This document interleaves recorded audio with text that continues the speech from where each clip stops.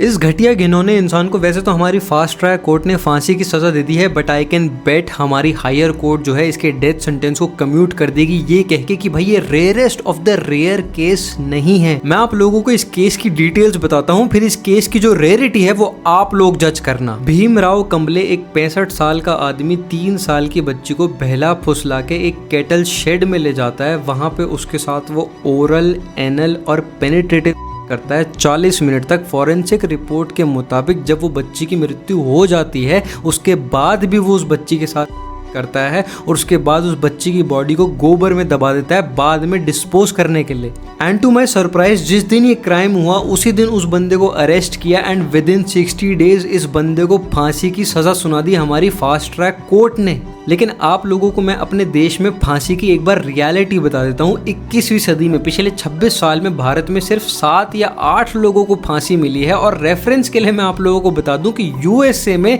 सिर्फ पिछले 6 महीने में 16 लोगों को फांसी हो चुकी है। अब हमारी जुडिशरी जो शायद बड़े बड़े बंगले में रहने के बाद बहुत ज्यादा सॉफ्ट हो गई है, उसके सामने एक मोहम्मद फिरोज का केस आया था जिसने एक 4 साल के बच्चे को किडनैप करके उसका बलात्कार करके उसका मर्डर कर दिया था। तो एज यूजुअल हमारी जो लोकल डिस्ट्रिक्ट कोर्ट होती है उसने तो उसको फांसी की सजा दे दी थी, लेकिन हमारी हायर कोर्ट ने कहा कि भाई इसकी सजा को कम कर दो क्योंकि व्यक्ति में सुधार होने का चांस है and this case is not the rarest of the rare case. I hope हमारा समाज आने वाले टाइम में ऐसे पॉइंट पे चला जाए जहां पे 3 या 4 साल के बच्चों के साथ बलात्कार होना rarest of the rare case बन जाए।